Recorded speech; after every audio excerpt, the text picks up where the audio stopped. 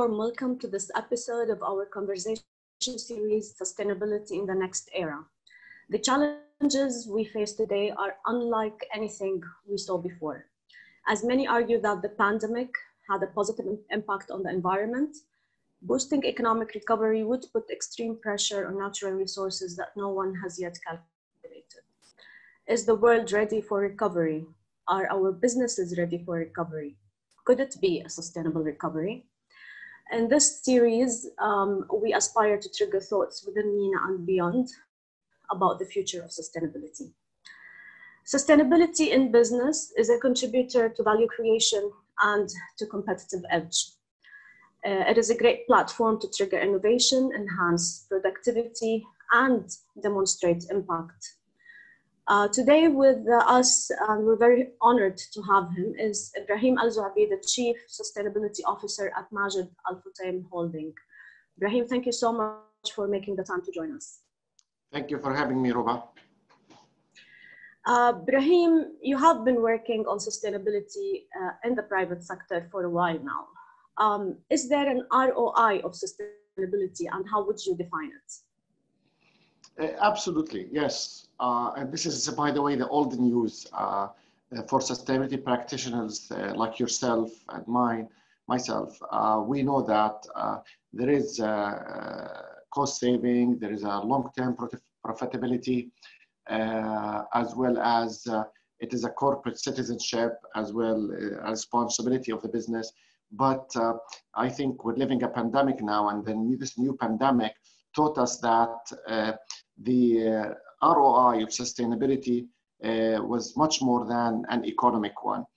We talk about the well-being now, the well-being economy. We talk about the responsibility of the businesses in the different sectors in the community, like the food security, the jobs, the R&D, as well as being positive part of this community. So for example, we've been in our company, in Majid Futtaim, we had a net positive commitment, which we were committed to a couple of years ago, which led us to invest more in energy solutions, renewable energy solutions, water, in a water red list region. But what showed us this pandemic is sustainability practitioners have been working on pandemics since the beginning, which is either name it climate change, water shortages, creating jobs, socioeconomic impact.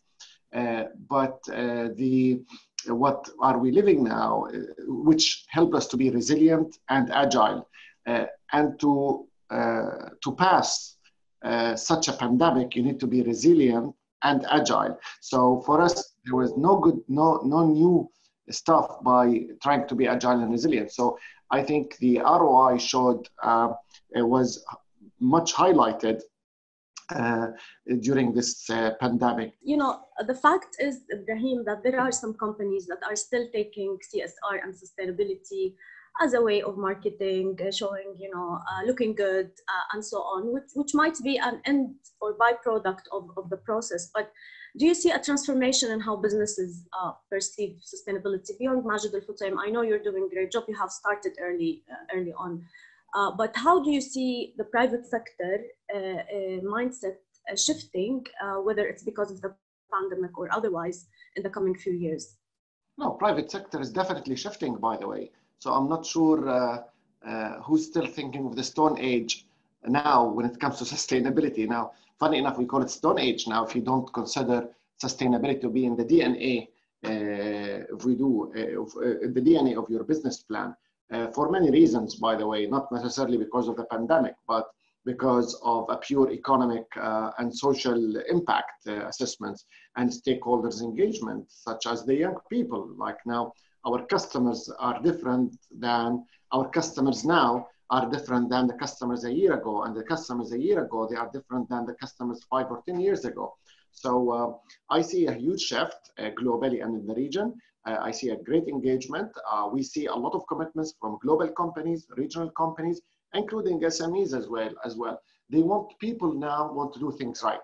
And to do things right is to think in a triple bottom line approach. You need to think of the planet, of course, because you need to rely on natural resources. So you need to ensure that these natural resources are here now and will be here in 5 years and will be again there around in 10 or 15 years, so you can sustain your business. As well as you need to think of the people, because now it's not only financial sheets or books we look at, it's financial books, data, as well as people. So people are as important, your own people in the company and the communities as well. Healthy communities, healthy people that have a direct impact on making profit for sure. And the third one as well, the profit. So it's a triple bottom line approach, planet, profit, people. I personally believe that it's the best formula. In Majid Futtaim, sustainability has been in the heart of everything we do since long time. We proved that there is an ROI. I can name for you different companies as well, globally and regionally. This is now the era of sustainable business. We have to listen to the scientists. And this is what the pandemic showed us. We have to listen to the scientists. And we do have sustainability scientists. We have a climate scientist. And guess what? Climate change is a pandemic. It is a pandemic. So we've been living it. And now maybe because we use the term pandemic a lot, we can use the same thing for climate change. We have floods, we have droughts, we have too much water in a country, in a part of a country where we have droughts in the same country. And this will have an impact on food, crops, farmers, business, economy, import, export. So I think many lessons can be learned from what we live right now. And again, this will feed into sustainable business. So in a pure business and economic statement, I would say, if you want to be around, you want to make money, good, you want to make profit, but without having a sustainable business model, you can make it maybe now, but I'm not sure you can make it in the future. That's a great message, Ibrahim. I want to also build on what you mentioned about investing in your people and empowering them. Sometimes also companies who might have the passion and commitment for sustainability would rather work outside their boundaries, like go local communities, NGOs, and so on. And sometimes they overlook this internal part of human resources engagement. Can you share your expertise in that regard?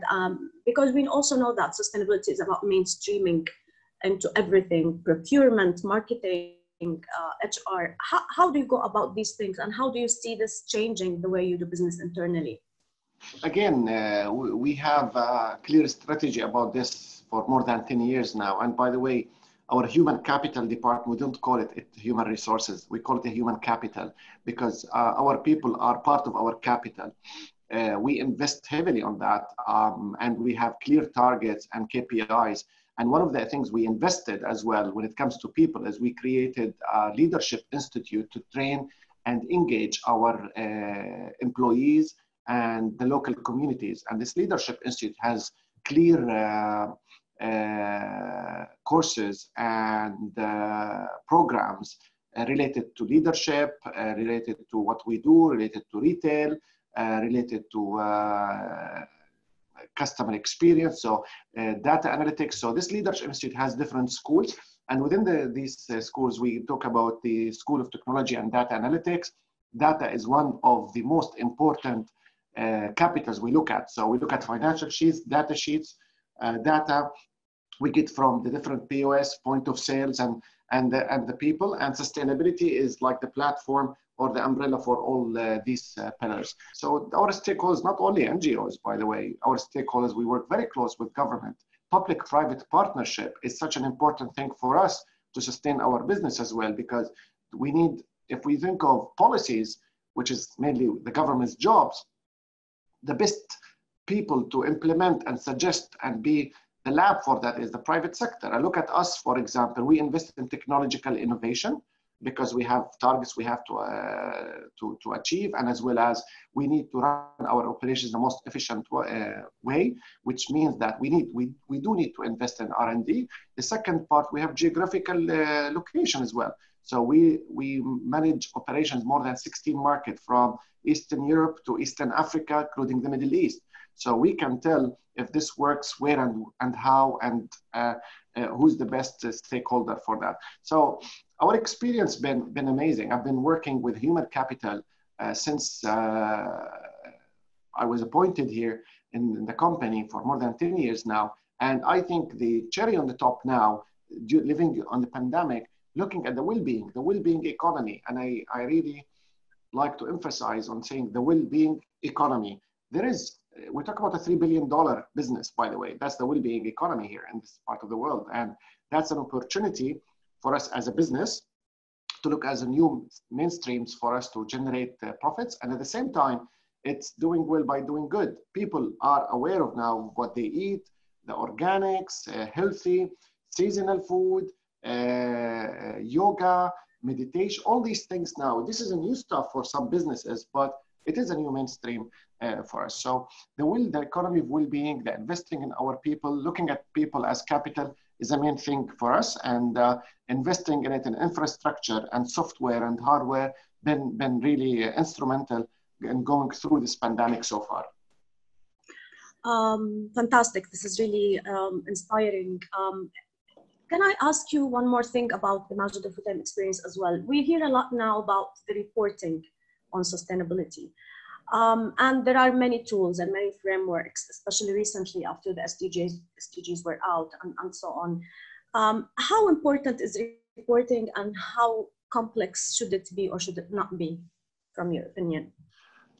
Thank you very much for this question. I'll start with how complex.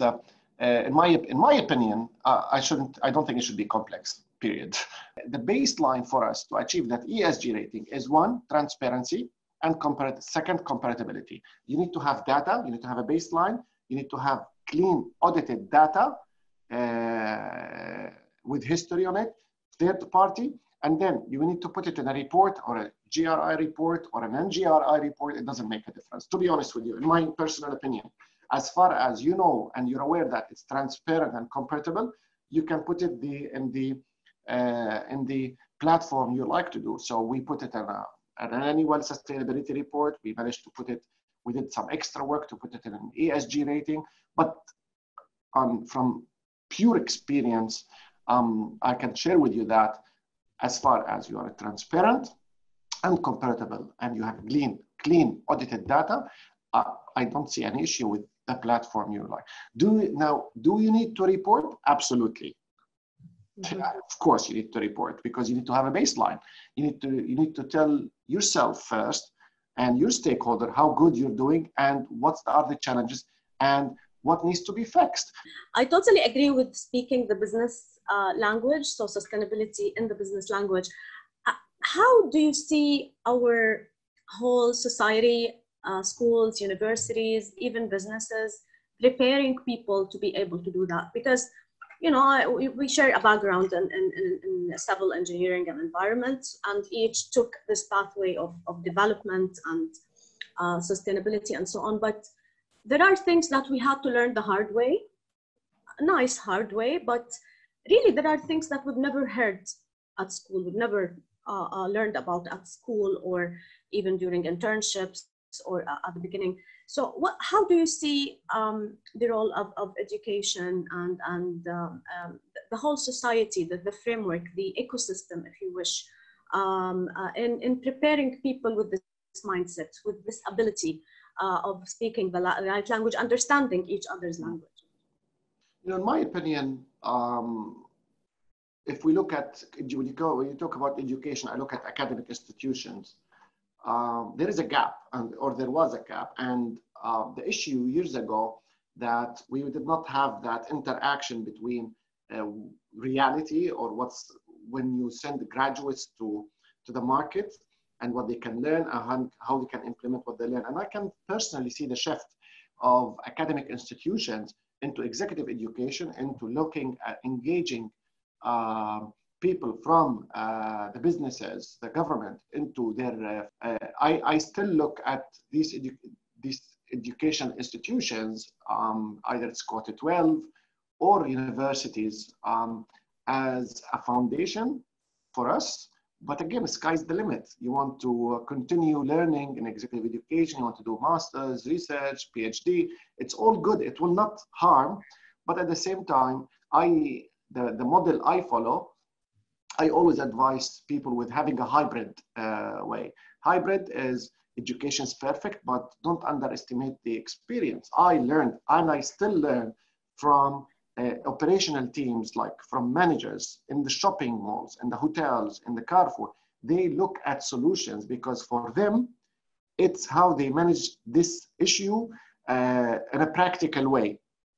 And I learn, I do my best to learn something, if not every day, at least once a week, from a practical point of view, something I did not read.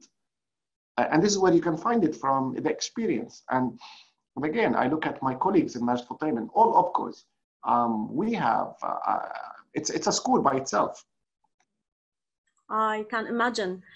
Ibrahim, thank you so much. I really appreciate your time and the amazing insights. I think this episode is going to be very, very, and inshallah, successful all over.